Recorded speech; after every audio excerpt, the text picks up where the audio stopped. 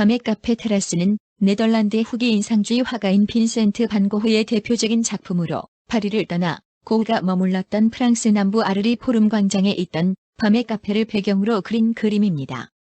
이 카페는 고흐가 아르레 머물던 당시 살았던 노란 집 근처에 있었는데 지금도 아르리 포름 광장에는 반 고흐 카페로 이름을 바꾼 이 카페가 남아있어 고흐의 밤의 카페 테라스를 느낄 수 있습니다.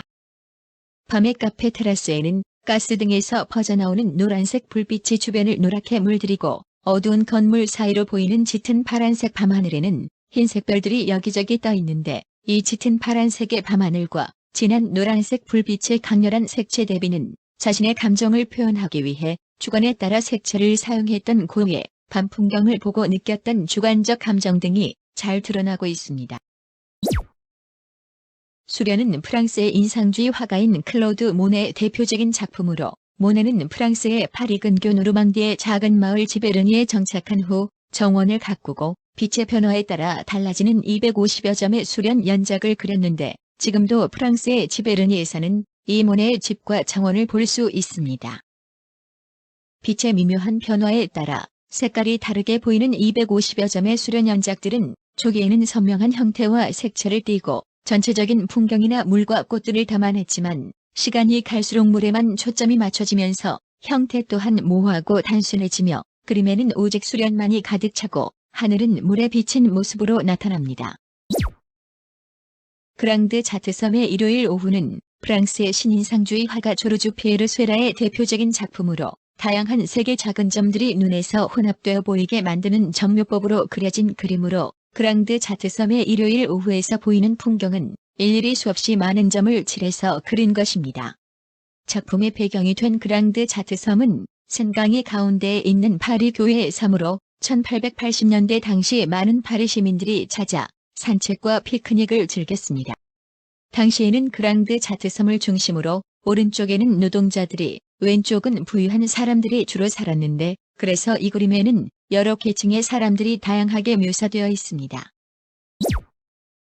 론강의 별이 빛나는 밤은 빈센트 반 고흐의 대표적인 작품으로 파리를 떠나 고흐가 머물렀던 프랑스 남부 아르리 론강을 배경으로 그린 그림입니다. 코발트 블루로 채색된 밤하늘에는 큰 곰자리가 넓게 퍼져 있고 별들은 마치 활짝 핀 꽃잎처럼 빛나고 있습니다. 그리고 중간중간 노랗게 불이 켜진 집들은 그림의 가운데를 가로지르고 그 집들 아래의 푸른 강은 마을에서 나오는 불빛을 반사합니다. 그림 오른쪽 아래에는 팔짱을 끼고 거닐고 있는 연인으로 보이는 두 사람도 보입니다. 고흐는 캄캄한 어둠에서도 색을 가지고 있는 밤의 풍경을 밤하늘에 떠있는 별과 강에 비친 불빛들을 통해 나타내었습니다. 루앙 대성당은 프랑스의 인상주의 화가인 클로드 모네의 대표적인 작품으로 루앙 대성당은 프랑스 노르망디 지역의 루앙에 있는 후기 고딕 양식으로 지어진 성당입니다. 모네는 2년에 걸쳐 30여 점의 루앙 대성당을 그렸는데 이런 연작들은 같은 대상이라 하더라도 변화하는 빛과 대기의 상태, 계절과 시간, 기후 상태에 따라 대상이 어떻게 달라질 수 있는지를 보여주고 있습니다. 작품 루앙 대성당 속의 대성당의 빛은 새벽 아침, 오후 해질 무렵, 안개 끼었을 때, 비가 올 때 등 순간순간마다 모두 다른데 이렇게 루앙 대성당은 빛에 따라 시시각각 변화하는 대성당의 모습을 표현한 작품입니다. 아메리칸 고딕은 미국의 화가인 그랜트 우드의 대표적인 작품으로 아메리칸 고딕의 배경 또한 실제로 존재하는 곳으로 미국의 아이오와 남부의 작은 마을 엘돈에 위치하고 있습니다.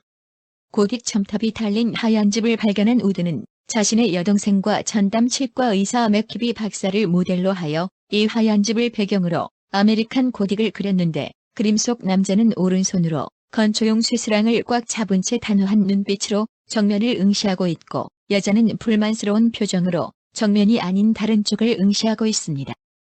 그리고 그 뒤로는 고딕 양식의 창문과 뾰족한 지붕의 하얀 집이 배경으로 있는데 이 집은 지금까지 여전히 남아있으며 아메리칸 고딕은 미국 회화에서 빼놓을 수 없는 작품입니다.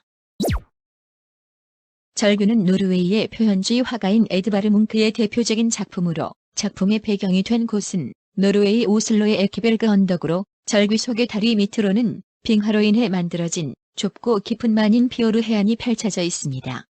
그림에는 오른쪽 아래에서 왼쪽 위로 대각선으로 그려진 다리가 있고 그 다리 위에는 한 남자가 두 손으로 얼굴을 감싼 채 비명을 지르듯이 절규하고 있습니다. 뭉크는 불안한 심리 상태를 극적으로 표현하기 위해 왜곡된 형태와 요동치는 듯한 역동적인 곡선을 사용하였습니다. 또한 다리 난간은 급격하게 사선으로 기울어져 불안감을 고조시키고 붉은 구름과 피오르는 대조적으로 굽이치는 곡선으로 처리되어 불안한 심리를 표출하고 있습니다.